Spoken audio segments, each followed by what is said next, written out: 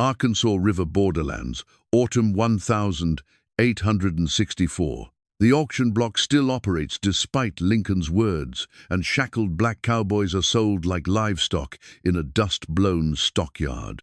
One by one, they're driven away in chains, until only Solomon Baker remains, 60 years old, weathered hands, eyes that have seen too much. The bidders grow restless. This old trail boss carries himself with quiet dignity that makes smaller men uncomfortable. They turn away, leaving him unsold. That's when Nora Whitcomb steps forward. 7 months pregnant, recently widowed, she removes her gold locket, the last piece of her dead husband. She trades it for soul's freedom, then tears up the bill of sale. "I need a guide to my homestead beyond Choctaw territory," she tells him. "I'm offering wages, not bondage." What follows is a perilous journey through hostile country where a pregnant woman and a former slave must learn to trust each other. But will their unlikely partnership survive the dangers ahead, or will the road to freedom demand a price neither is prepared to pay? Before we jump back in, tell us where you're tuning in from. And if this story touches you, make sure you're subscribed, because tomorrow I've saved something extra special for you. The autumn wind carried the scent of dust and desperation across the Arkansas River borderlands, where the war's end had brought little peace to men's hearts. Nora Whitcomb stood at the edge of the stockyard, her hand resting on the swell of her belly, watching a scene that made her soul ache with familiar grief. The auctioneer's voice rang harsh across the makeshift arena where human beings were catalogued and sold like prize cattle, his words cutting through the October air with the casual cruelty of commerce. She had seen death in too many forms during her years as a union nurse. Battlefield surgeries performed by lamplight, young soldiers calling for their mothers as life ebbed away, the endless parade of broken bodies that had filled the hospital tents from Shiloh to Chancellorsville. But this trafficking in human dignity struck her as a different kind of killing, slower and more deliberate. The pregnant widow adjusted her worn traveling dress, feeling the weight of her gold locket against her throat. Inside the small oval frame lay a daguerreotype of Thomas, her husband of 15 years, taken just before he'd marched off with the 43rd Indiana Infantry. He'd never returned from Chickamauga, never learned about the child she carried, never seen the letter from his distant cousin, bequeathing them a homestead beyond the Choctaw territories. The locket was all she had left of him, save for the life growing within her and the desperate hope that somewhere in the western wilderness lay a place to raise their child in peace. Solomon Baker stood motionless on the auction platform, his wrists bound with iron shackles that had worn permanent grooves in his dark skin. At 60, he carried himself with the quiet dignity of a man who had mastered horses and cattle across 1,000 miles of prairie, who had guided wagon trains through Cherokee country and slept under more stars than most men would ever count. His weathered face showed no emotion as the bidders examined him like livestock, checking his teeth, feeling the muscle beneath his worn shirt, debating his worth in dollars and cents. The trail boss had spent 43 of his 60 years in bondage, first on a cotton plantation in Mississippi, then as a cowboy driving cattle from Texas to Kansas railheads. He knew the weight of chains and the sting of the overseer's whip, but he also knew the feel of a good horse beneath him and the satisfaction of bringing a herd safely to market. His hands, scarred from countless rope burns and branded by years of hard labor, held knowledge that no amount of money could truly purchase the wisdom of reading weather patterns, finding water in dry country, and moving livestock across terrain that broke lesser men. The auctioneer, a thin man with tobacco-stained teeth and calculating eyes, grew impatient as the bidding stalled. "Come now, gentlemen, this here's Sol Baker, finest trail boss this side of the Mississippi. He's brought more cattle to Abilene than any 3 men combined. Knows every waterhole from the Red River to the Platte." But the assembled buyers shifted uncomfortably, unwilling to meet the steady gaze of the man they were appraising. There was something unsettling about Sol's quiet composure, a strength that couldn't be broken by shackles or diminished by circumstance. The smaller men in the crowd, cattle buyers and ranch foremen looking for cheap labor, found themselves intimidated by his presence. One by one, they turned away, unwilling to purchase a man whose dignity reminded them too sharply of their own moral compromises. Nora watched this strange dance of commerce and conscience with growing horror. She thought of Thomas, who had enlisted not just to preserve the Union, but to end the very practice she now witnessed. He had written to her from camp, his letters filled with righteous anger about the peculiar institution that had torn the nation apart. No man should own another. He had written in his careful script, "If we don't settle this question now, what kind of country will we leave our children?" The child within her kicked sharply, as if responding to her heightened emotions. 7 months along, she felt the constant pressure of the baby's growth, the gradual rearrangement of her body to accommodate new life. The journey west would be difficult in her condition, but the alternative, staying in Indiana to face the pitying looks and unwanted advice of well-meaning neighbors, seemed impossible. She needed a fresh start, a place where she could raise her child without the shadow of war and loss. "Going once," called the auctioneer, his voice betraying frustration at the lack of serious bids. "This is quality stock, gentlemen. 40 years of experience in cattle handling." Sol's eyes found Nora's across the crowd, and something passed between Thema, moment of recognition, between two souls adrift in an uncertain world. She saw in his weathered features the same exhaustion she felt, the weariness of surviving when others had fallen, the burden of carrying on when the future seemed impossible to imagine. But she also saw something else, a quiet strength that reminded her of her father, who had taught her that a person's worth wasn't measured in gold or property, but in the kindness they showed to those who couldn't help themselves. The auctioneer raised his gavel. "Going twice." "Wait!" Nora's voice cut across the yard, steady despite the rapid beating of her heart. She stepped forward, her hand moving instinctively to the locket at her throat. Every eye in the stockyard turned to her, the pregnant woman in widow's weeds who had no business at a slave auction. "Ma'am?"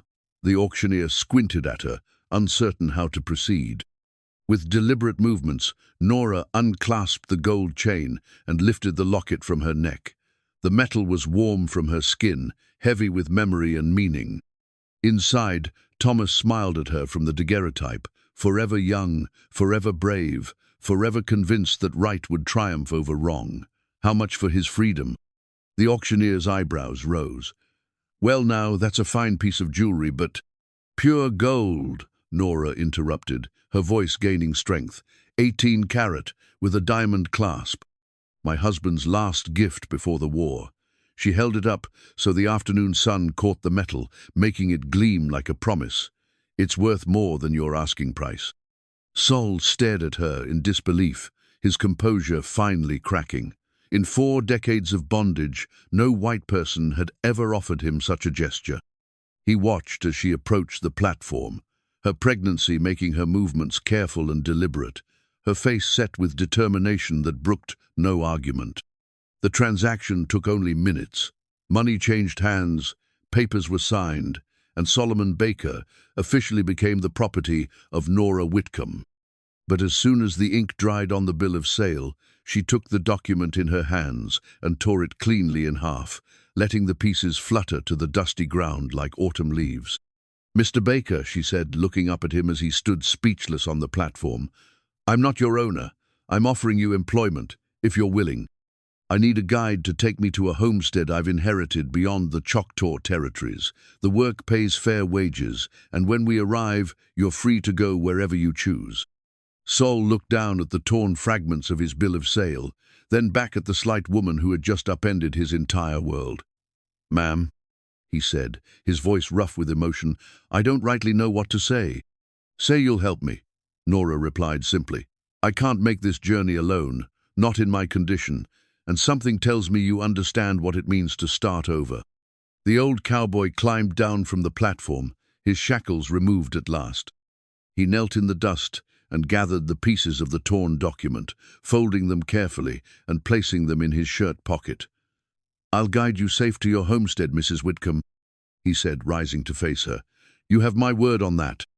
As they left the stockyard together, the pregnant widow and the freed slave neither could have imagined the trials that lay ahead. The road to the Choctaw territories was treacherous, filled with bushwhackers, deserters, and men who recognized no law but violence. Nora's condition would worsen with each passing day, and Sol would be forced to confront ghosts from his past that he had thought buried forever. But in that moment, walking away from the auction block with the autumn sun warming their faces, they shared something precious: hope for a future built on mutual respect rather than ownership, on partnership rather than dominance. The journey ahead would test that hope in ways neither could foresee, but it would also forge a bond stronger than blood, deeper than obligation, the kind of chosen family that survives when all other ties are broken. The road stretched before them, dusty and uncertain, leading toward a destiny that would transform them both. The torn fragments of the bill of sale rustled in Sol's shirt pocket as he helped Nora into the wagon he'd procured from the stockyard owner.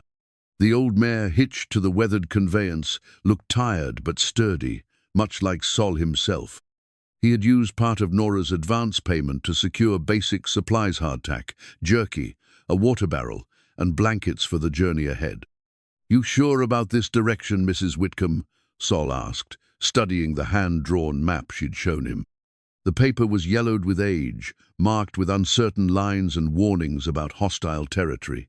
"This route takes us straight through some mighty, unfriendly country." Nora shifted uncomfortably on the wagon seat, one hand pressed against her lower back, where a persistent ache had settled. "It's the only way I know to reach the property. My husband's cousin was specific in his letter: follow the Arkansas River west to the old trading post, then north through the Choctaw lands to Wolf Creek." Sol folded the map carefully, his weathered fingers tracing the proposed route. 40 years of reading terrain had taught him to spot trouble before it found him, and this particular path bristled with dangers. Confederate deserters still roamed these borderlands, bitter men with nothing left to lose.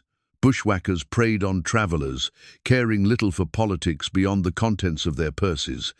And the Choctaw, while generally peaceful, had grown suspicious of all white settlers since the war's end.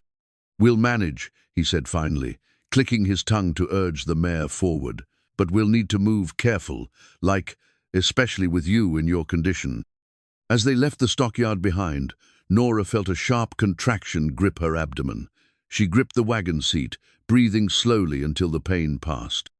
These episodes had been increasing in frequency over the past week, though she hadn't mentioned them to Sol. 7 months was still too early, and she refused to consider the possibility that her body might betray her when she'd come so far. The first day's travel proved uneventful, following well-worn trails along the Arkansas River. Sol kept up a steady pace, pausing frequently to rest the horse and allow Nora to stretch her legs. He spoke little, but she noticed how his eyes constantly scanned the horizon, reading the landscape with the practiced attention of a man who had survived by staying alert. That evening, they made camp in a grove of cottonwoods near the river. Sol built a small fire, careful to keep the flames low and the smoke minimal. As darkness settled around them, he shared some of his jerky and hardtack, apologizing for the poor fare. "Tomorrow we'll reach Thornfield," he said, poking at the fire with a stick. "Last real town before we head into the territories. Might be wise to stock up on supplies there, maybe find you a proper doctor to check on the baby." Nora nodded, though the thought of submitting to another examination filled her with dread. The army surgeons she'd worked with had been competent but rough, more accustomed to treating gunshot wounds than pregnant women. How much farther after that? 3, maybe 4 days if the weather holds. Sol studied the clear night sky, reading signs invisible to her untrained eye. But that's assuming we don't run into trouble. As if summoned by his words, the sound of approaching hoofbeats echoed from the darkness beyond their camp.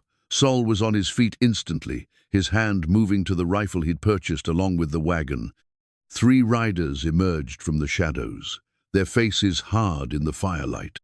"Well, well," drawled the lead rider, a lean man with a Confederate officer's coat and cold blue eyes. "What have we here? A darky and his lady friend, traveling alone through dangerous country." Nora's heart hammered against her ribs as she recognized the type Confederate irregulars who had never accepted the war's end, men who viewed the new order as a personal affront. Sol stepped protectively in front of her, his rifle held ready but not yet raised. "Evening, gentlemen," Sol said carefully. "Just peaceful travelers heading west. No call for trouble here." The leader laughed, a sound like breaking glass. "Trouble? Why, we're just being neighborly. Name's Captain Wade Morrison, late of the Arkansas Regiment. These are my associates, Jenkins and Polk." The other two men spread out slightly, flanking their leader. "Seems to me a pregnant white woman shouldn't be traveling with a Negro, especially not one carrying a rifle." "He's my employee," Nora said, her voice steadier than she felt. "A hired guide, perfectly legal under the law." Morrison's smile turned ugly. "Law, ma'am? Out here the only law is what a man can enforce with his gun. And it strikes me as unnatural, a fine white woman like yourself keeping company with his kind. Makes a man wonder what other unnatural arrangements you might have." The insult hit like a physical blow, but before Nora could respond, Sol stepped forward. "That's enough talk, mister. The lady's paid for my services as a guide, nothing more. You boys best move along now." "Boys?" Morrison's hand moved to his pistol. "You hear that, gentlemen? This uppity darky thinks he can give orders to white men. Maybe it's time someone reminded him of his proper place." The moment stretched taut as a bowstring. Nora saw Sol's knuckles whiten on his rifle stock, saw the calculation in Morrison's eyes as he weighed the odds. 3 against 1, but Sol had cover behind the wagon wheel and the advantage of a long gun against handguns. Then another contraction seized Nora, stronger than any before. She gasped, doubling over as pain knifed through her abdomen. The sound broke the tension like a gunshot. "Jesus," muttered Jenkins, the youngest of the 3 riders. "Cap'n, maybe we should." "She's in labor," Sol said, lowering his rifle and moving to Nora's side. "Ma'am, how long between the pains?" Nora breathed hard, counting seconds until the contraction eased. "Getting closer together. Started this morning, but they're stronger now." Morrison hesitated, his swagger faltering in the face of impending childbirth. Even hardened men like these retained some vestige of respect for the mystery of bringing life into the world. "Well, I'll be damned. Jenkins, Polk, we'll continue this conversation another time." As the 3 riders melted back into the darkness, Sol helped Nora to her blankets near the fire. "How you feeling, Mrs. Whitcomb? You think this is the real thing?" "Too early," she whispered, fear creeping into her voice. "It's too early. The baby isn't due for another 2 months." Sol's weathered face was grave in the firelight. He had helped deliver foals and calves, had seen enough birthing to know that nature followed its own schedule, not human convenience. "We need to get you to Thornfield. Find a proper doctor or midwife. Can you travel?" Another contraction answered his question, this one strong enough to make Nora cry out. Sol made his decision quickly, breaking camp and helping her into the wagon. They would travel through the night, racing against time and her body's determination to bring this child into the world, whether it was ready or not. As the wagon rolled through the darkness toward Thornfield, both passengers understood that their journey had taken on a new urgency. What had begun as a simple arrangement between strangers was becoming something deeper shared responsibility for the life growing within Nora and the bond forming between them. The encounter with Morrison and his men had also made one thing clear. They were no longer just traveling through dangerous country, they were being hunted.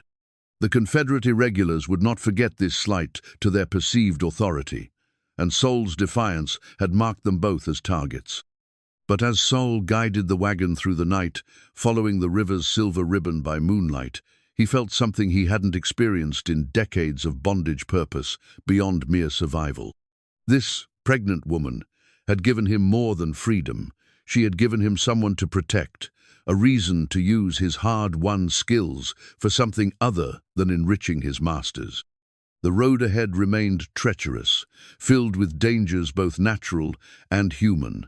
But for the first time since childhood, Solomon Baker was traveling towards something rather than merely away from it. Dawn found them on the outskirts of Thornfield, a ramshackle frontier town that had grown around a trading post where the Arkansas River bent north toward the Indian Territories. The settlement looked like it had been assembled from spare, parts-weathered clapboard buildings, canvas tents, and a collection of wagons that served as both homes and businesses for the transient population. Sol's worn saddle, strapped to the back of their wagon, had belonged to him since before the Wara hand-tooled piece of leatherwork that he'd managed to keep through 4 decades of servitude by proving its necessity to his various masters. The intricate patterns carved into the leather told the story of his expertise.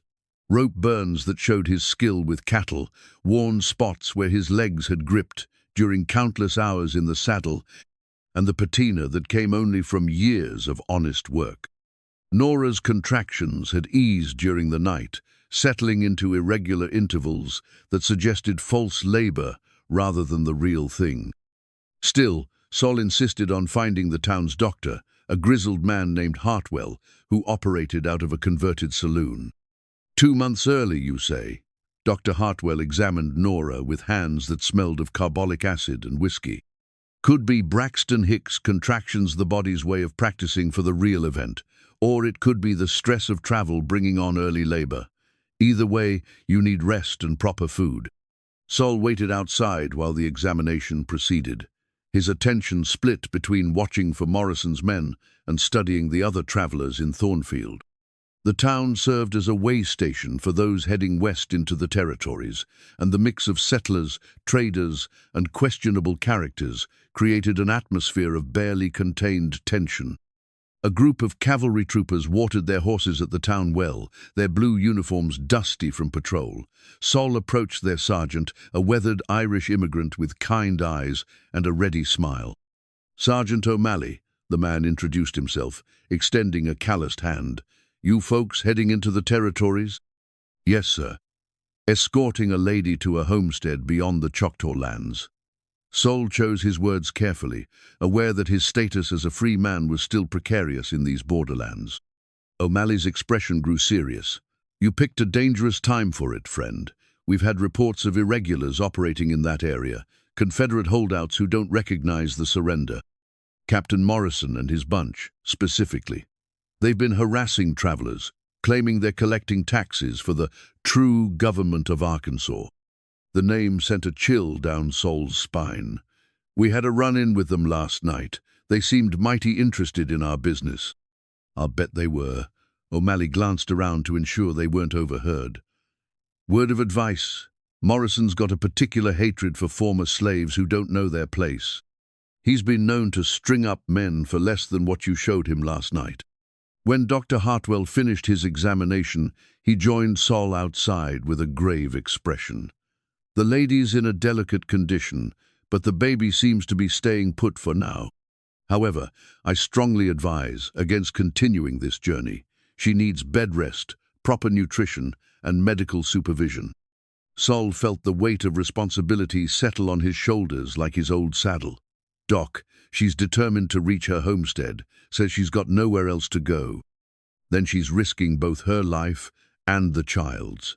Hartwell pulled out a small bottle of laudanum. "Give her this if the pains return, but sparingly. And find a midwife when you reach your destinations. She's going to need help when the time comes." They restocked their supplies at the trading post, Sol using his trail experience to select items that would serve them well in rough country. He purchased additional ammunition, a sturdy tarp, and medical supplies from Nora's nursing bag, which she had brought from her service with the Union Army. The medical bag itself was a thing of practical beauty leather, worn smooth by use, fitted with compartments for instruments, bandages, and medicines. It had traveled with her through some of the war's bloodiest campaigns, had helped save lives when army surgeons were overwhelmed by casualties. Now, it might prove equally valuable in the wilderness ahead. "You've got the hands of a healer," Sol observed as he watched her organize the medical supplies. "Seen plenty of field hospitals during the war. Not many folks have the stomach for that kind of work." Nora's fingers moved with practiced efficiency as she checked her instruments. Someone has to do it. Thomas used to say I had a gift for helping people, especially when they needed it most. Her voice softened at the mention of her dead husband. Maybe that's why I couldn't walk away from that auction block. You needed help, and I could provide it. As they prepared to leave Thornfield, Sol noticed they were being watched. A young man in a worn Confederate coat sat on the porch of the saloon, his attention fixed on their wagon. When their eyes met, the man looked away quickly, but Sol had seen enough to recognize one of Morrison's riders from the night before. "We've got company," he murmured to Nora, as he helped her into the wagon. "One of Morrison's boys is keeping tabs on us." Nora followed his gaze and saw the young man trying to look casual while obviously watching their every move. "What do we do?" "We stick to the plan and stay alert, but we're not changing course because of some Confederate ghost." Sol's voice carried the quiet confidence of a man who had faced danger before. "I've guided cattle drives through worse country than this, dealt with rustlers and hostile tribes. Morrison and his boys are just another kind of predator." They left Thornfield under the watchful eyes of their surveillance, the wagon wheels creaking as they followed the trail toward the Choctaw territories. Sol kept his rifle within easy reach, his eyes constantly scanning the horizon for signs of trouble. The landscape began to change as they traveled north, the river valley giving way to rolling hills covered in oak and hickory. This was frontier country, where the line between civilization and wilderness blurred into something altogether more dangerous. "Tell me about this homestead we're heading toward," Sol said as they settled into the rhythm of travel. "What made your husband's cousin leave it to you?" Nora shifted uncomfortably on the wagon seat, her hand moving instinctively to her belly.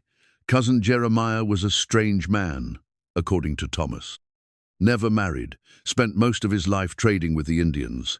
The letter said he'd built a cabin near Wolf Creek, had good relations with the local tribes. And he left it to you because Thomas was the only family member who wrote to him regularly. Even after Jeremiah stopped writing back, Thomas kept sending letters, telling him about our life, our plans for children." Her voice caught slightly. "Jeremiah died of fever last spring.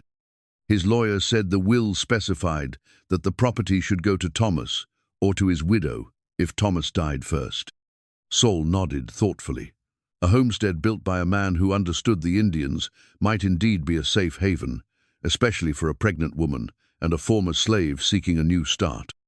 But first they had to survive the journey to reach it. By evening, they had put considerable distance between themselves and Thornfield, following game trails that wound through increasingly dense woodland. Sol chose their campsite carefully, small clearing beside a creek, with good sight lines and multiple escape routes if trouble found them. As he built their fire, Nora organized her medical bag, the leather case opening to reveal an array of instruments and supplies that spoke to her years of experience. Bone saws and bullet extractors, rolls of cotton bandaging, bottles of carbolic acid and morphineth, tools of healing carried by someone who had seen the worst of human destruction. "I never thanked you properly," she said as they shared their evening meal of hardtack and beans. "For what you did last night with Morrison's men, you could have walked away, let them take whatever they wanted." Sol poked at the fire with a stick, his weathered face thoughtful in the flickering light. "Ma'am, I spent 43 years having other folks make my choices for me. Now that I'm free to choose, I reckon I'll choose to do what's right." "Tell me about your family," Nora said gently. "Before the war, before all this, you must have had people who cared about you." The old cowboy was quiet for so long that she wondered if he'd heard the question. When he finally spoke, his voice carried the weight of old grief. "Had a wife once, Sarah. Met her on a plantation in Mississippi when we were both young. Master sold her off when she was carrying our first child, said he needed the money more than I needed a family." Nora felt tears prick her eyes. "I'm sorry, I shouldn't have asked." "No, it's all right. Been a long time since I talked about her to anybody." Sol's hands moved restlessly, braiding and unbraiding a piece of grass. "Had 3 children over the years, with different women on different plantations. Never got to raise any of them, never got to be a real father. That's the thing about slavery, Mrs." Whitcomb don't just steal your labor, it steals your chance to love somebody properly. The campfire crackled between them, filling the silence with its ancient comfort. Somewhere in the darkness, an owl called to its mate, a sound both lonely and hopeful. Thomas and I tried for years to have children, Nora said finally. I lost 3 babies before they were born, thought maybe God didn't want me to be a mother. Then Thomas enlisted, and I threw myself into nursing work. Figured if I couldn't bring life into the world, at least I could help preserve the lives that were already here. But here you are now, carrying his child. 7 months along, and scared every day that something will go wrong. She placed both hands on her swollen belly, feeling the baby shift restlessly within. This little one is all I have left of Thomas, all I have left of the life we planned together. Sol studied her face in the firelight, seeing the fear and determination warring in her expression. You're stronger than you know, Mrs. Whitcomb. Takes courage to tear up a man's bill of sale. Takes courage to head into dangerous country when you're carrying a child. Your husband would be proud. They sat in comfortable silence for a while, listening to the night sounds of the forest around them. Then Sol began to speak, his voice taking on the cadence of a natural storyteller. I remember the first time I saw the Chisholm Trail, he said. Must have been 1867, driving cattle up from Texas to the railroad in Abilene. 2,000 head of longhorns, meanest creatures God ever put on 4 legs, and me and 5 other cowboys trying to keep them moving north through country that wanted to kill us all. He described the endless sea of grass, the sudden storms that could scatter a herd in minutes, the river crossings where cattle and men alike could be swept away by the current. He talked about nights spent under stars so bright they seemed close enough to pluck, about the satisfaction of bringing a herd safely to market, despite drought, stampedes, and hostile tribes. Sounds like freedom, Nora observed. Parts of it were, Sol admitted. Out there on the trail, color didn't matter as much as competence. If you could read the weather and handle a rope, if you could sit a horse for 18 hours and still have enough left to stand night watch, then you earned respect. But at the end of every drive, I still had to turn my wages over to my master. What kept you going? All those years, what made you get up each morning and keep trying? Sol considered the question carefully. Hope, I suppose. Hope that someday things would change, that I'd get the chance to use my skills for my own benefit instead of someone else's profit. Hope that I'd live to see my people treated like human beings instead of property. And now I'm sitting by a fire with a woman who paid for my freedom with her most precious possession, guiding her to a homestead where she can raise her child in peace. Seems to me hope was worth holding on to. A rustling in the bushes nearby put them both on alert. Sol reached for his rifle while Nora moved closer to the fire. But the sound proved to be only a raccoon family heading to the creek for water. Still, the incident reminded them both of their vulnerability. Morrison's men are still out there, Sol said, scanning the darkness beyond their small circle of light.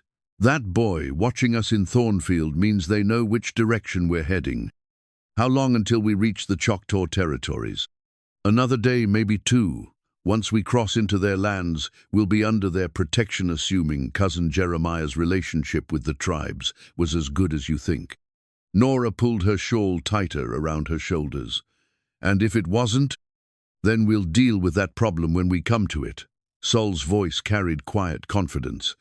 One thing I learned in 43 years of slavery: you can't solve tomorrow's troubles with tonight's worry. Best to focus on what's right in front of you. As they banked the fire and prepared for sleep, both understood that they had crossed some invisible threshold in their relationship. What had begun as a simple business arrangement, guide services for wages, was becoming something deeper. They were sharing their stories, their fears, their hopes for the future. They were becoming, in some indefinable way, family. The night passed peacefully, with Sol taking turns at watch, while Nora slept fitfully, her dreams filled with visions of the homestead that awaited them and the child she carried toward an uncertain future. Neither knew that Morrison's men were indeed following their trail, closing the distance with every hour that passed. The Choctaw territory boundary was marked not by signs or fences, but by a subtle change in the landscape itself.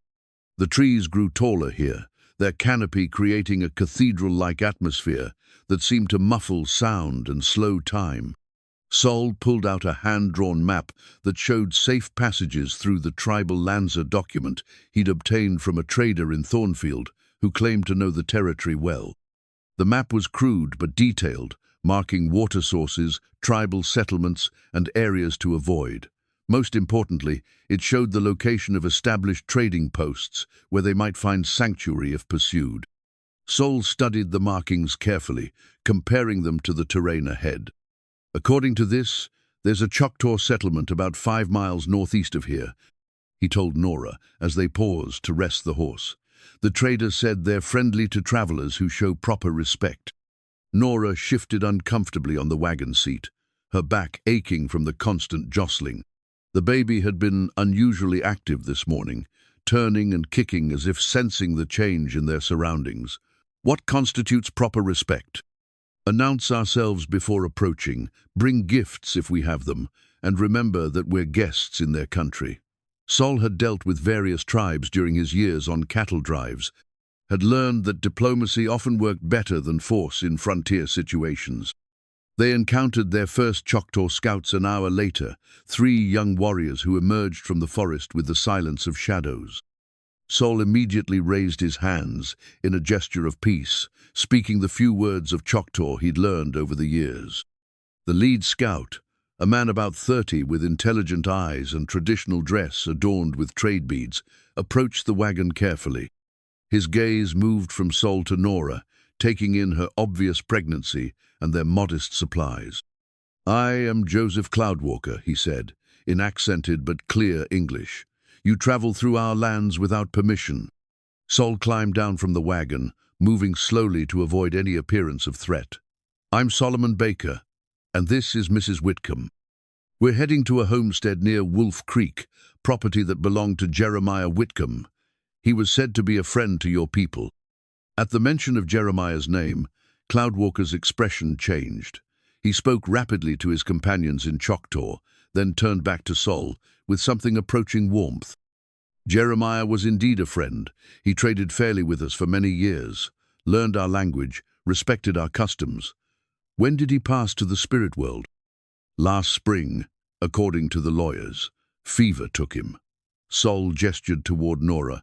"He left his property to this lady, the widow of his cousin who died in the war." Cloudwalker studied Nora with new interest, taking in her worn dress, her obvious exhaustion, and the protective way Sol positioned himself near the wagon. "A woman traveling alone in her condition through dangerous country. You have courage or perhaps desperation."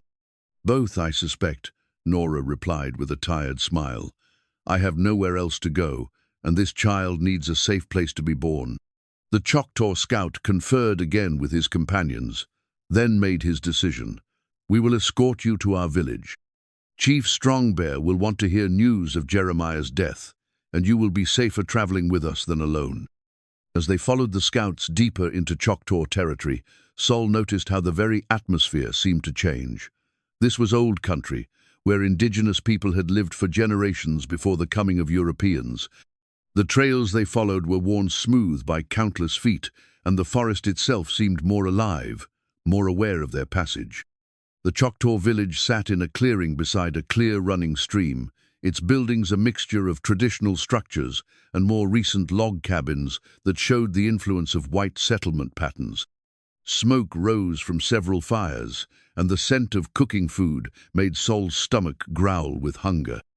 Chief Strongbear proved to be a man of perhaps 50, with graying hair braided with feathers and a face that spoke of both wisdom and sorrow.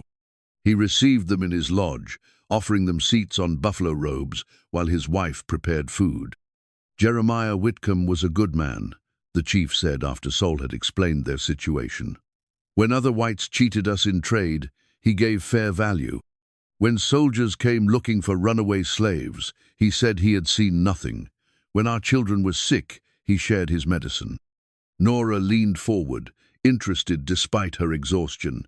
"He helped runaway slaves?" "Many times. His cabin was a stopping place on the road to freedom. He would feed them, give them supplies, guide them to the next safe house.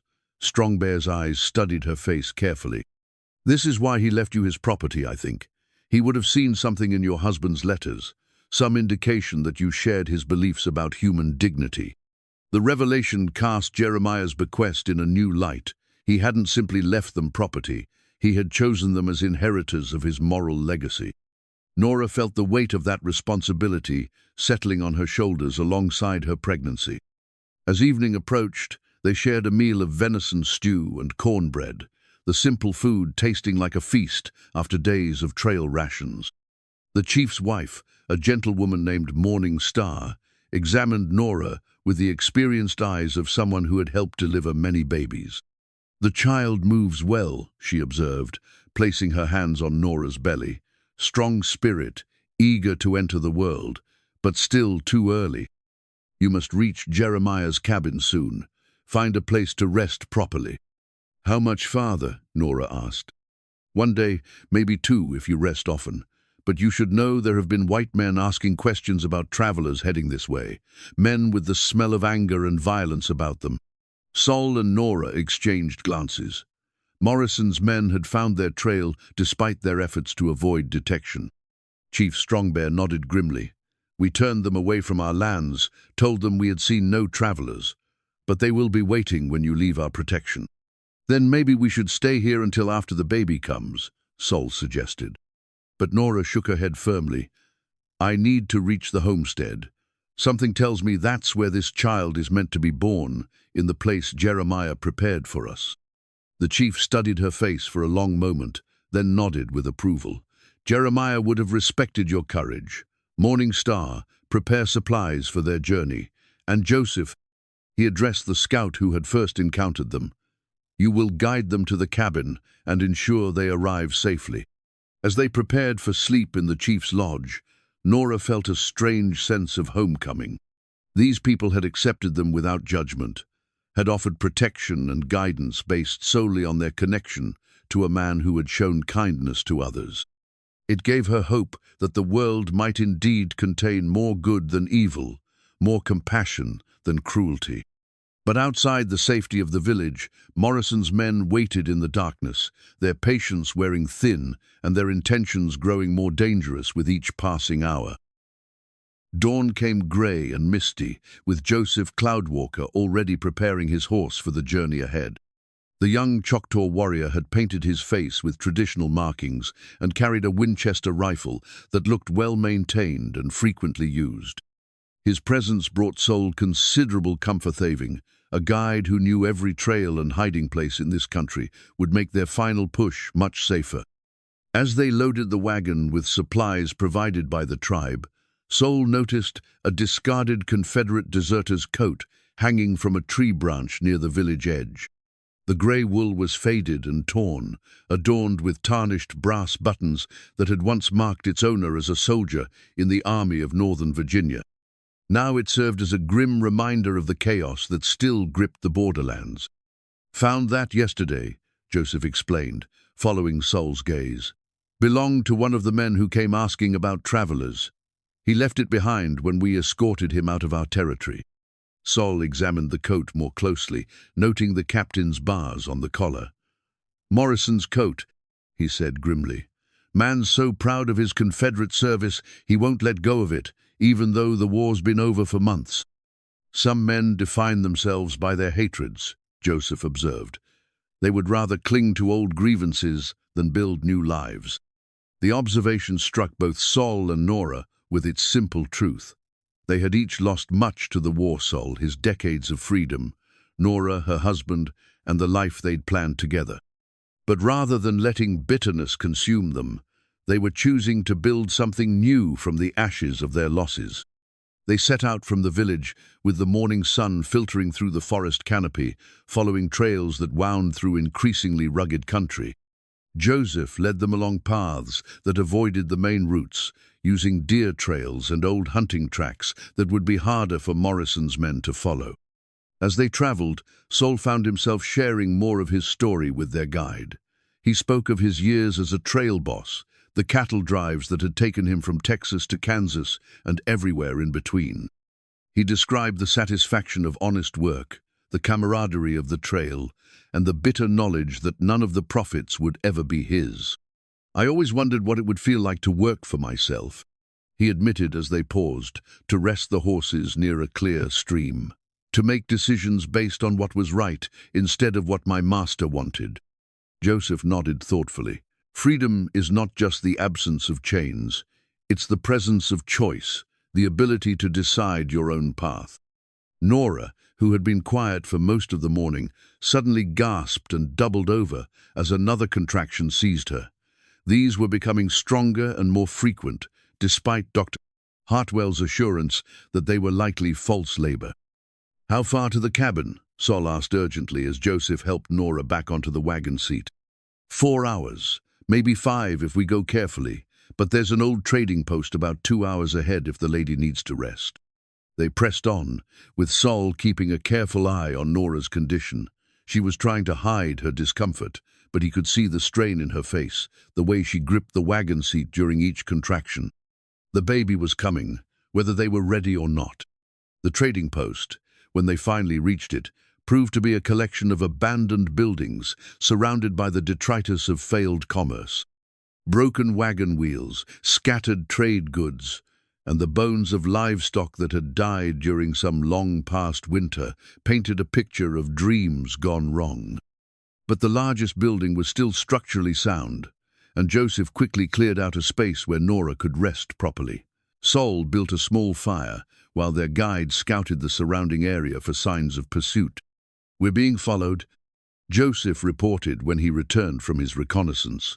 3 riders, maybe 4, staying about 2 miles back. "They're being careful, but they're definitely tracking us." Sol felt his jaw tighten. Morrison's persistence was becoming a serious problem, especially with Nora's condition deteriorating. "How much time do we have?" "They'll reach this place in an hour, maybe less if they push their horses. But there's something else you should know. This trading post has a history. It was one of the stations on the Underground Railroad that Jeremiah helped operate." The revelation added another layer to their understanding of the man whose property they were inheriting. Jeremiah Whitcomb hadn't just been a frontier trader. He had been an active participant in the fight against slavery, risking his life to help others find freedom. Sol explored the abandoned buildings while Nora rested, looking for any evidence of the post's secret purpose. In the basement of the main building, hidden behind a false wall, he found a small cache of supplies, food, blankets, and a collection of freedom papers that had been used to create false identities for runaway slaves. Among the papers was a journal in Jeremiah's handwriting, documenting the dozens of people he had helped over the years. The entries spoke of families reunited, children saved from the auction block, and men like Sol who had found their way to freedom through this network of brave souls. "He saved them," Sol whispered, reading entry after entry of successful escapes. "All these people, and he saved them." Nora joined him in the basement, moving carefully down the wooden steps. Another contraction had just passed, and she was using the brief respite to walk and stretch. "What did you find?" Sol showed her the journal, watching as she read Jeremiah's careful documentation of his Underground Railroad activities. Her eyes filled with tears as she realized the full scope of what her husband's cousin had accomplished. "Thomas would have been so proud," she said softly. "He always said Jeremiah was eccentric, but this is heroic." "And dangerous," Joseph added, joining them in the basement. "If Morrison and his men discover this place, they'll destroy it out of spite. The Underground Railroad may be over, but there are still people who hate what it represented." A new sound from outside made them all freeze, the distinctive whinny of horses approaching at a gallop. Morrison's men had found them sooner than expected. Sol grabbed his rifle and positioned himself at a window that offered a good view of the approach. 3 riders were indeed coming up the trail, their horses lathered with sweat from hard riding. Morrison himself led the group, his face grim with determination. "Mrs. Whitcomb," the Confederate called out as they surrounded the trading post. "I know you're in there. Time for a civilized conversation about your traveling arrangements." Sol looked at Nora, who was gripping the edge of a table as another contraction seized her. The timing couldn't have been worse, trapped in an abandoned building with hostile men outside and a baby determined to be born. "Joseph," Sol whispered, "is there another way out of here?" The Choctaw scout nodded toward a back door that opened onto a ravine. "That way leads to an old mine shaft that connects to a cave system. We could get the lady out, but we'd have to leave the wagon." Before they could implement any escape plan, Morrison's voice boomed across the clearing again. "I'm losing patience here. That Negro boy of yours killed 2 of my men yesterday, and I intend to see justice done." Sol's blood ran cold. He had killed no one. Morrison was fabricating charges to justify whatever violence he planned to inflict. But in the post-war chaos of the borderlands, accusations were often more powerful than truth. "What do you want, Morrison?" Sol called back, buying time while they figured out their options. "I want the darky to come out and face justice for murdering Confederate soldiers. I want the woman to explain why she's traveling with a killer, and I want compensation for the trouble you've caused me." Nora, despite her pain, managed to speak clearly. "There's been no killing here. Mr. Baker is guilty of nothing except helping a pregnant woman reach safety." Morrison's laughter was ugly. "Ma'am, I don't know what lies this Negro has told you, but he's a dangerous man. Best you step aside and let us handle this situation properly." Another contraction hit Nora, stronger than any before. She bit down on her lip to keep from crying out, but Sol could see that her time was running short. The baby was coming, whether they were safe or not. "Joseph," he whispered urgently, "how long to reach Jeremiah's cabin from here?" 2 hours on foot through the caves, maybe 3 with the lady in her condition. Sol made his decision. They would have to risk the cave. Ruta staying here meant certain death for him, and possibly for Nora, and the baby as well. Morrison's hatred had moved beyond reason into the realm of obsession. "We're leaving," he told them both, "right now, before this situation gets any worse." As they gathered their essential supplies and prepared to slip out the back way, Morrison's voice echoed through the building one more time. "You've got 5 minutes to come out peaceful, or we're coming in shooting. This is your last chance to do this the easy way." The easy way, Sol reflected grimly, had never been an option for people like him. The cave system beneath the abandoned trading post proved to be an intricate network of natural tunnels and old mine shafts, carved out by water and desperate men over countless years. Joseph led them through the darkness with the confidence of someone who had used these passages before, his torch casting dancing shadows on the limestone walls. Nora moved carefully between Sol and their guide, one hand pressed against the cave wall for support, the other cradling her swollen belly. The contractions were coming every few minutes now, each one stronger than the last. She bit her lip to keep from crying out, knowing that sound carried far in these enclosed spaces. Behind them, they could hear Morrison's men searching the trading post, their angry voices echoing down through hidden openings in the earth.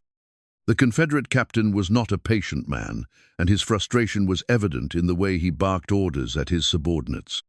"They're getting close to finding the basement," Joseph whispered, as they paused at a junction where 3 tunnels met. "We need to move faster."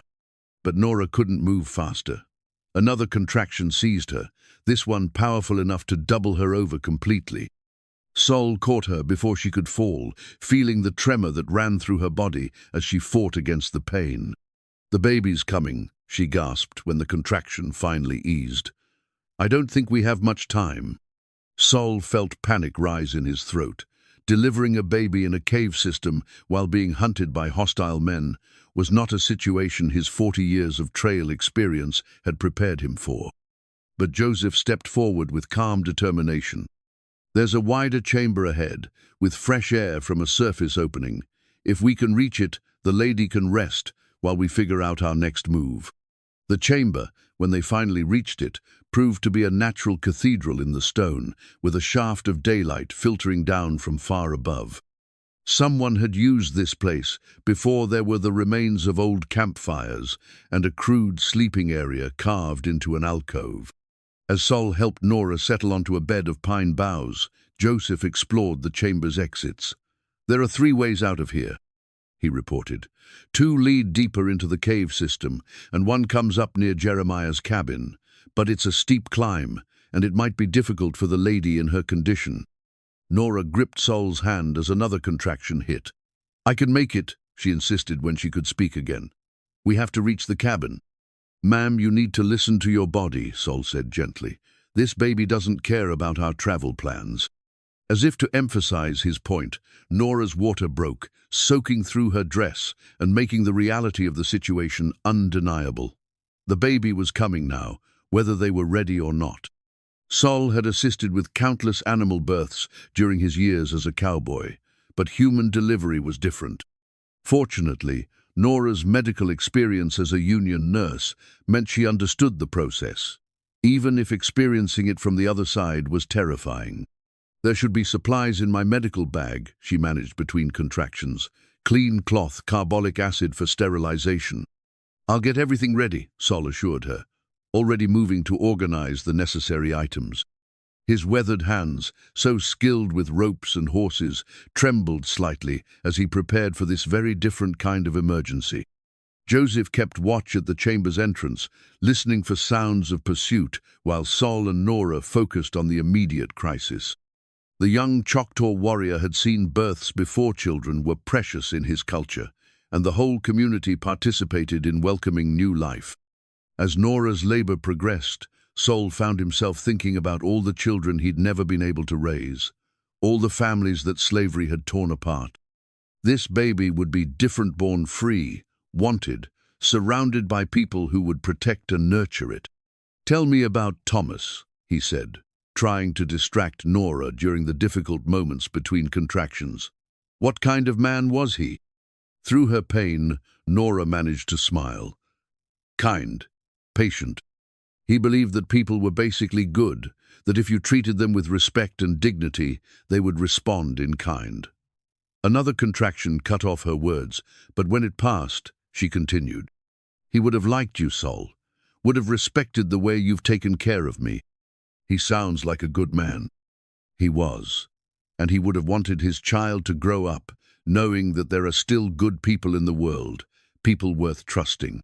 Hours passed in the cave chamber, marked only by the rhythm of Nora's labor and the occasional sound of Morrison's men searching the tunnels. Joseph reported that they had found the basement and the underground railroad materials, and their anger had grown accordingly.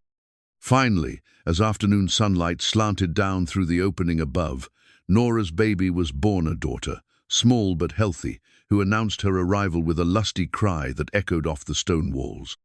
Sol wrapped the infant in clean cloth from Nora's medical supplies, his hands gentle despite their size and roughness. "She's beautiful," he said, tears running down his weathered cheeks. "Perfect little girl." Nora reached for her daughter with trembling arms, overwhelmed by relief and joy and exhaustion. The baby was early but seemed strong, her tiny fists waving in protest at being removed from her warm sanctuary. "Hello, little one," Nora whispered. "Welcome to the world." As they rested and bonded with the new arrival, Joseph returned from another scouting expedition with news. "Morrison's men have given up searching the caves for now, but they're camped between here and the cabin. They know we have to come out eventually." Sol studied the map Joseph had drawn in the cave dirt, showing the layout of the area around Jeremiah's homestead. "How many men?" "3, maybe 4, but they're positioned to cover all the obvious approaches." "Then we'll have to take the not-so-obvious approaches." Sol's mind was already working on the problem, drawing on decades of experience in moving cattle through hostile territory. "What about this creek that runs past the cabin? Could we follow it upstream?" Joseph nodded slowly. "Possible, but dangerous with the baby. The water's cold, and there are places where we'd have to wade. Better than facing Morrison's guns." As they prepared for the final push to reach Jeremiah's cabin, Sol carefully helped Nora wrap the baby against her body for warmth and protection. The infant seemed to sense the tension around her, staying quiet, as if understanding that silence was necessary for survival. "Whatever happens," Nora said, looking directly into Sol's eyes, "I want you to know that you've already given me more than I had any right to expect. You've been a friend when I needed one most. Ma'am, we're going to reach that cabin safe and sound, all three of us. I promise you that. But even as he made the promise, Sol knew that the most dangerous part of their journey lay ahead. Morrison's hatred had moved beyond reason into obsession, and men like that didn't give up easily. The Confederate captain would keep hunting them until either he was stopped or they were dead. The baby stirred against Nora's chest, making small sounds that spoke of contentment despite the dire circumstances. She was Thomas's daughter and Nora's hope for the future, a new life born in darkness but destined for the light. Together, the unlikely family prepared to face whatever dangers awaited them in the final miles to freedom. The hidden land deed that Joseph discovered in Jeremiah's personal effects, tucked away in a leather pouch he'd carried for years, changed everything Sol thought he knew about his destination. The document, yellowed with age and bearing an official seal, revealed that the homestead property had originally belonged to Colonel Marcus Whitfield, Sol's former master, and the man who had sold away his wife and children decades ago. Sol's hands trembled as he read the deed by torchlight in the cave chamber, the carefully scripted words seeming to mock him from the parchment. Jeremiah Whitcomb had purchased the land from Whitfield's estate after the colonel's death in 1863, apparently unaware of its significance to the man who would one day guide Jeremiah's inheritor to safety. "This can't be right," Sol whispered, his voice hollow with disbelief. "This is the Whitfield place. I know this land. I was born here." Nora, exhausted from giving birth but alert to the distress in Sol's voice, struggled to understand. "What does that mean?" "It means," Sol said slowly, the full implications sinking in, "that I'm taking you to the plantation where I spent the first 20 years of my life in bondage, where I watched my wife Sarah get sold away, where my children were born and taken from me before I ever got to know them." The revelation hit them all like a physical blow. Joseph, who had known Jeremiah well, looked stunned by this connection between past and present. The baby, as if sensing the tension, began to fuss against Nora's chest. Sol stood abruptly, pacing the confines of the cave chamber like a caged animal. "I can't go back there. I won't set foot on that cursed ground again." "Sol, please," Nora began, but he cut her off with a gesture. "You don't understand. That place took everything from me, my family, my youth, my hope, everything that mattered. I'd rather face Morrison's guns than walk those fields again." The old cowboy's composure, which had remained steady through every danger they'd faced, finally cracked. Years of suppressed grief and rage poured out in a torrent of anguish that echoed off the stone walls. He told them about Sarah, barely 18 when they'd fallen in love, how she'd been sold to a plantation in Alabama when she was 6 months pregnant with their first child. He described his son Marcus, named for the colonel in a bitter irony, who had been sold when he turned 12 to work in the cotton mills. His daughter Ruth, the light of his life for 8 precious years, taken away on her 9th birthday to serve in a wealthy family's house in New Orleans. "I never saw any of them again," Sol concluded, his voice breaking. "Never got to hold my grandchildren, never got to tell my children that their father loved them enough to die for them. That place is a graveyard of everything I ever cared about." Nora listened to his story with tears streaming down her face, understanding now why the freedom papers he'd carried for decades meant so much to him. The documents represented more than legal status. They were proof that he was a man with a name and a history, not just property to be bought and sold. Joseph, practical as always, brought them back to the immediate crisis. "Morrison's men are still out there. Whether we go to the cabin or not, we need to decide soon. The baby needs shelter and warmth." Sol pulled out his freedom papers, documents he'd managed to obtain years earlier, but had never been able to use while still enslaved. The papers were worn from handling, creased from being folded and refolded countless times. He'd carried them like a talisman, proof of his humanity in a world that denied it. "These papers," he said, holding them up in the torchlight, "they say I'm a free man named Solomon Baker. They don't say anything about being afraid of ghosts." Nora shifted the baby to one arm and reached out to touch Sol's weathered hand. "You don't have to prove anything to anyone. If you can't go back there, we'll find another way. No, Sol said, his voice growing stronger with each word. No, I've been running from that place for 40 years. Maybe it's time I went back not as a slave, but as a free man protecting his family. The word family hung in the air between them, heavy with meaning. Sol had chosen to claim them, this white widow and her newborn daughter, as the family that slavery had denied him. The decision transformed him from a hired guide into something more powerful, a man with people to protect and a purpose worth fighting for. They spent the remaining daylight hours planning their approach to the homestead. Joseph scouted the area thoroughly, mapping Morrison's positions and identifying potential escape routes. The Confederate captain had indeed positioned his men to cover the obvious approaches, but he didn't know the land as well as Sol did. There's an old slave trail that runs along the creek bottom, Sol explained, drawing a map in the cave dirt. It's overgrown now, probably flooded in places, but it leads right to the back of the main house. Slaves used it to move between the quarters and the big house, without being seen from the road. The irony wasn't lost on any of them. Sol would use the same hidden paths that had once kept him invisible to his masters, but this time to protect his chosen family rather than to avoid punishment. As evening approached, they prepared for the final phase of their journey. Nora bundled the baby carefully against her chest, using strips of cloth from her medical bag to create a secure sling that would keep the infant warm and quiet. The child seemed remarkably calm, as if understanding that silence was crucial to their survival. Sol checked his rifle methodically, counting ammunition and cleaning the action with practiced efficiency.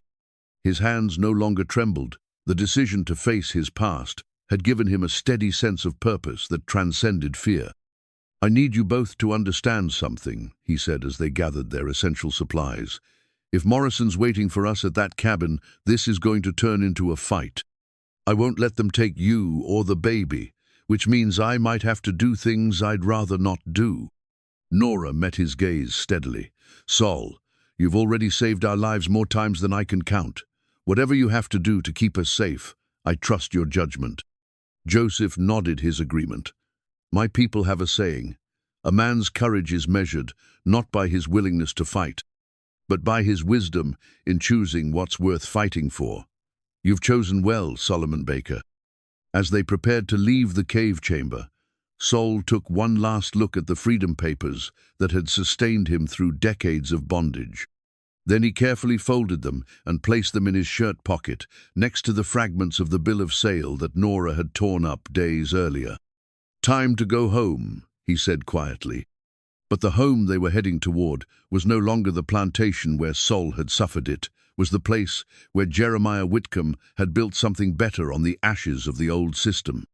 A place where a pregnant widow could raise her child in safety, where a former slave could choose his own family, where the future could be different from the past. The sun was setting as they emerged from the cave system, painting the western sky in shades of gold and crimson. Somewhere ahead lay the homestead, Morrison's men, and the final confrontation that would determine whether their unlikely family would survive to see another dawn. Sol adjusted his rifle strap and took point, his weathered face set with determination. Behind him, Nora carried their future in her arms, while Joseph covered their retreat with the quiet competence of a man defending his friends. Together, they moved toward their destiny through the gathering darkness, ready to fight for the family they had chosen and the freedom they had earned.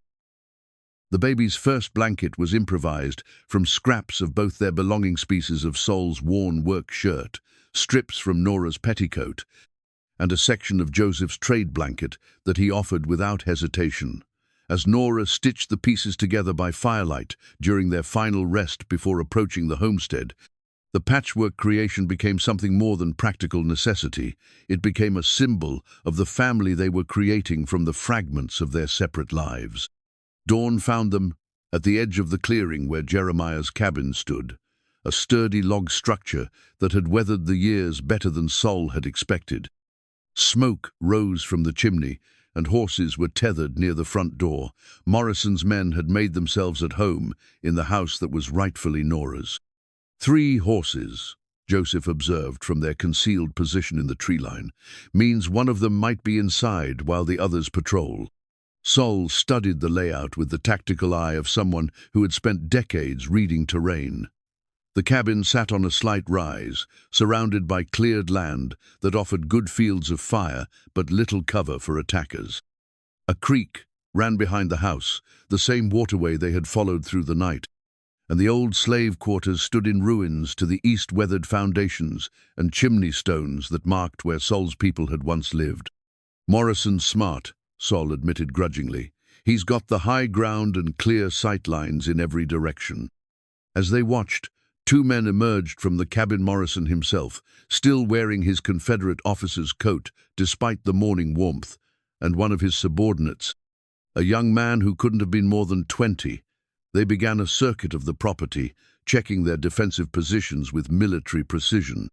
"The question is," Nora whispered, adjusting the baby's blanket to ensure she stayed warm and quiet, "how do we get them out of there without getting ourselves killed?"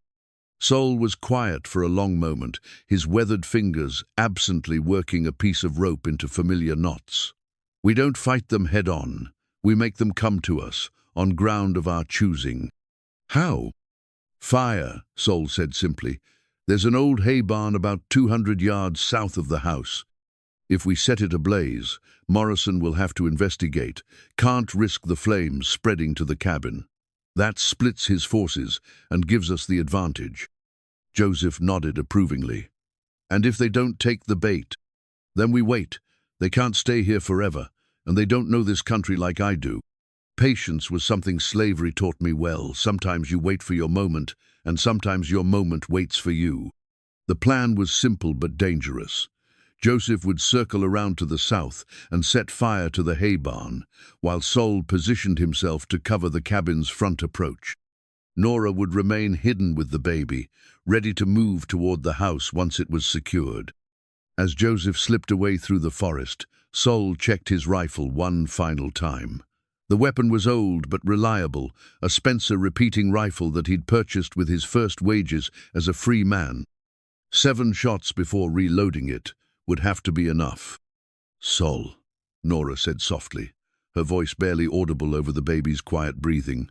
"If something happens to me, nothing's going to happen to you. But if it does, promise me you'll take care of her. Raise her to know that her father died fighting for what was right, that her mother chose freedom over safety. Promise me she'll grow up knowing she's loved." Sol looked at the infant sleeping peacefully in her mother's arms, this tiny life they had all risked so much to protect. "I promise. But you're going to raise her yourself. Tell her those stories yourself. We didn't come this far to lose each other now." The sound of crackling flames from the direction of the barn announced that Joseph had succeeded in the first part of their plan. Within minutes, thick smoke was rising into the morning sky, and they could hear Morrison's angry voice carrying across the clearing. "Jenkins, get down there and see what's burning. Poke, you stay here and watch the approaches." One of the horses galloped away toward the barn, carrying a single rider. That left 2 men at the cabin, Morrison and 1 subordinate. Better odds, but still dangerous. Sol moved to his position carefully, using the ruins of the old slave quarters for cover. The irony wasn't lost on him. He was taking shelter behind the remains of the very buildings where he had once been held captive. But now he was fighting to protect his chosen family rather than simply enduring another day of bondage.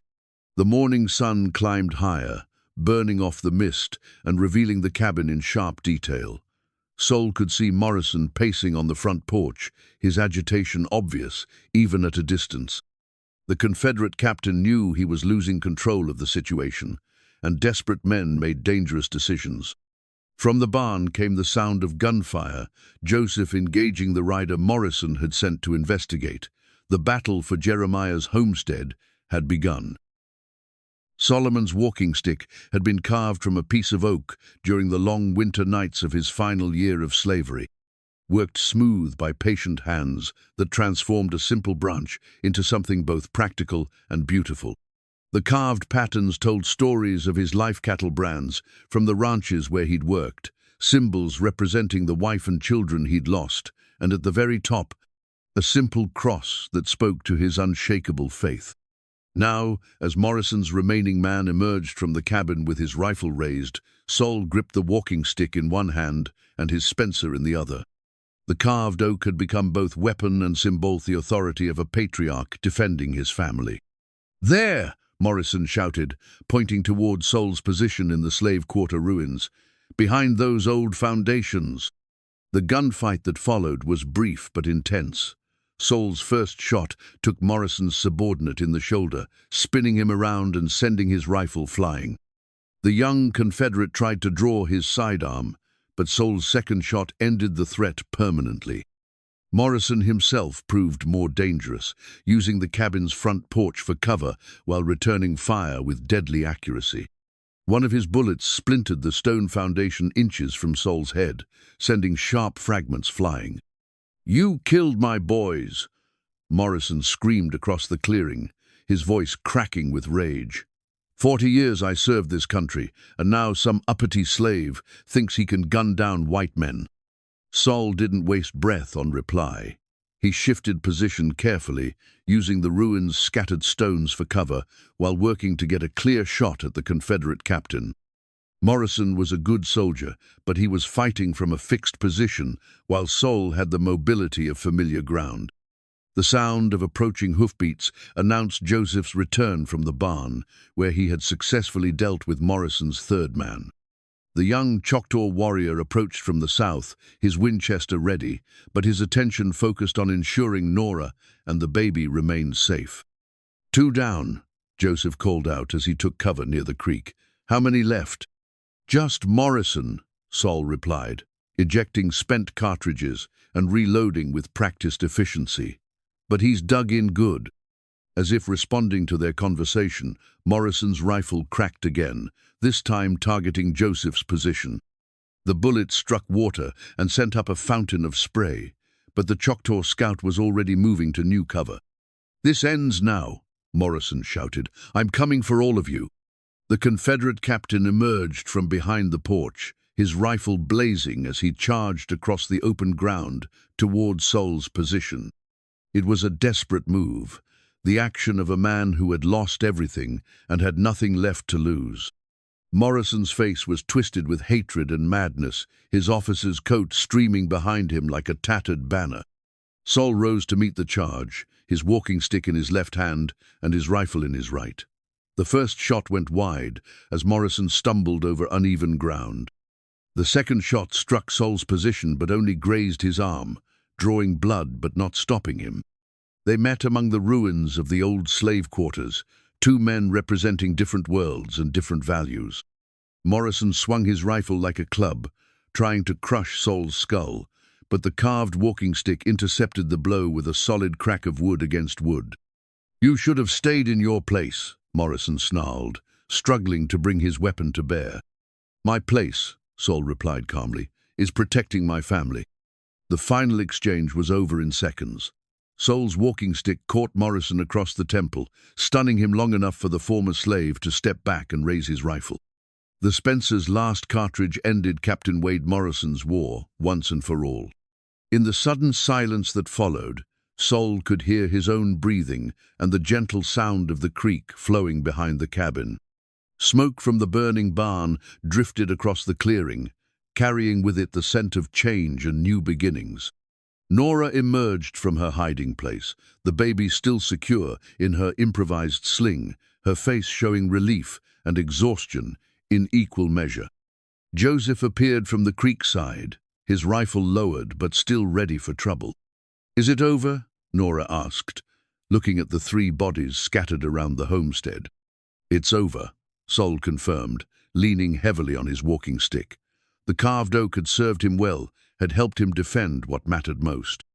Together, they approached Jeremiah's cabined house that had once been the center of a slave plantation, but was now the foundation for something entirely different. The building itself seemed unchanged, but its meaning had been transformed by the blood spilled in its defense. As Sol helped Nora up the front steps, she paused to look back at the place where Morrison had fallen. "Do you think Thomas would have approved of what we did here?" Sol considered the question carefully. I think your husband would have been proud to see his daughter defended by people who chose to be family, rather than letting blood or law decide for them." The baby stirred in her blanket, the patchwork creation that represented their unlikely union, and made a small sound that might have been contentment. She was home at last, in a place where she would grow up free and loved and protected by the man who had chosen to be her grandfather in all the ways that truly mattered. The new family Bible that Sol purchased from a traveling preacher 3 months after the gunfight was bound in simple brown leather, its pages crisp and unmarked by history. Unlike the ornate volumes that had graced plantation houses, this book would record a different kind of legación built on choice rather than ownership, love rather than law. On the first page, in his careful handwriting learned during stolen moments of childhood education, Sol wrote the names that mattered: Nora Elizabeth Whitcomb, mother and healer; Grace Sarah Whitcomb, born October 15th, 1864, in the caves beneath Wolf Creek; Solomon Baker, chosen grandfather and protector. The entry for Grace included a middle name that honored the wife Sol had lost to slavery decades earlier, a gesture that brought tears to Nora's eyes when she discovered it. The baby would carry forward the memory of a woman she would never meet, but whose love lived on through the man who had chosen to be her family. Winter had come early to the Arkansas borderlands, blanketing Jeremiah's homestead in clean white snow that covered the scars of their October battle.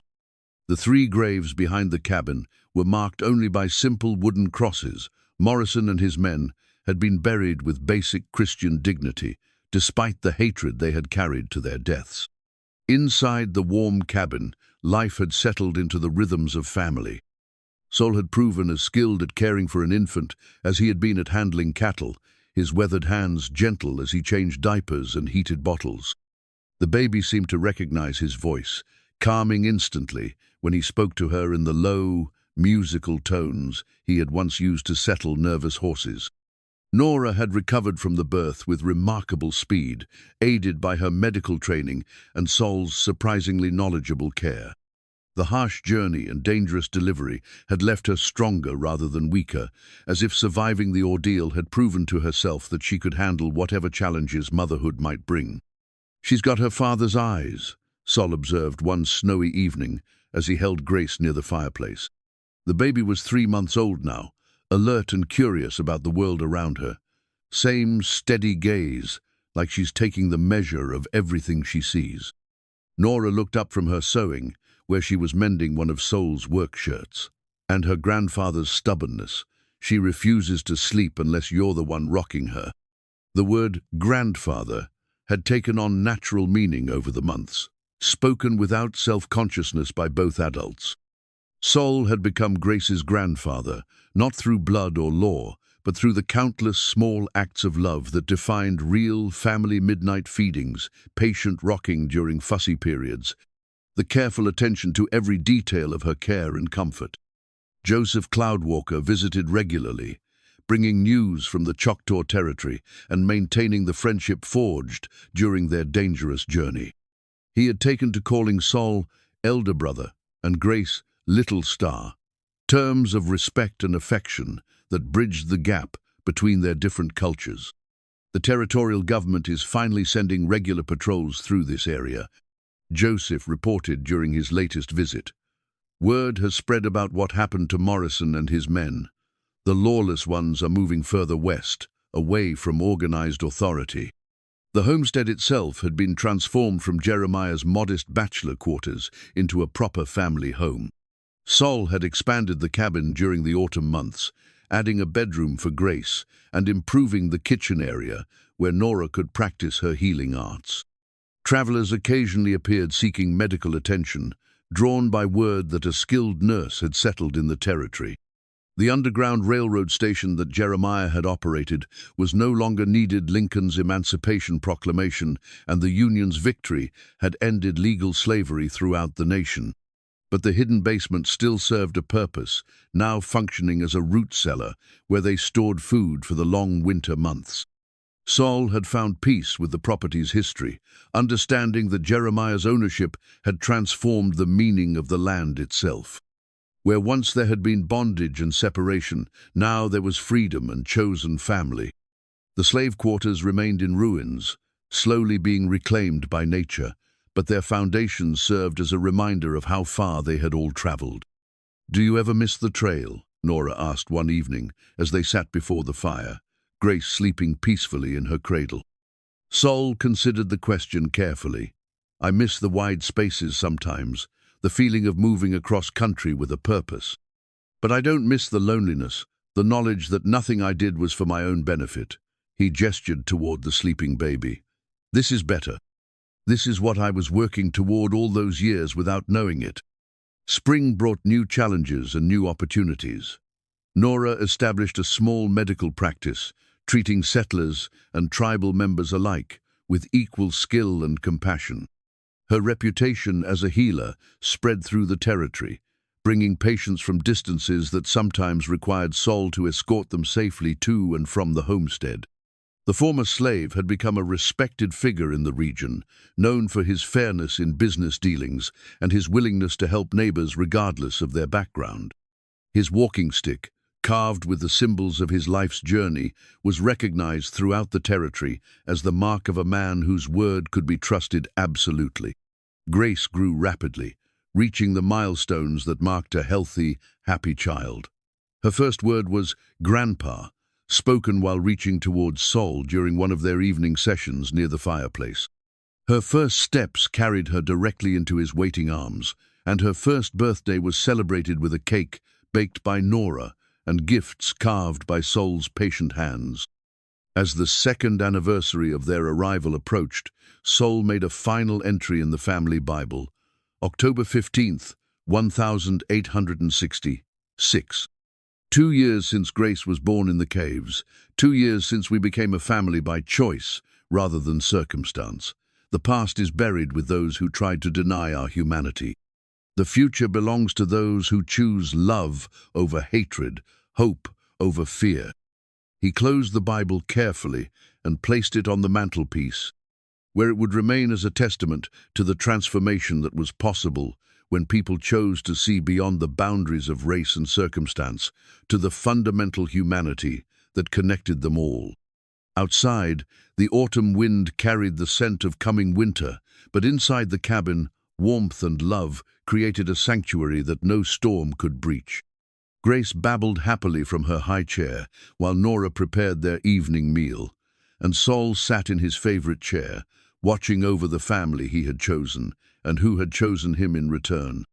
The auction block, where they had first met, seemed like something from another lifetime, a relic of a world that was passing away. In its place, they had built something better, a home where a child could grow up free, where love was more powerful than law, and where the bonds of family were strengthened by choice rather than weakened by obligation. The road to freedom, Saul reflected, had led them all exactly where they belonged.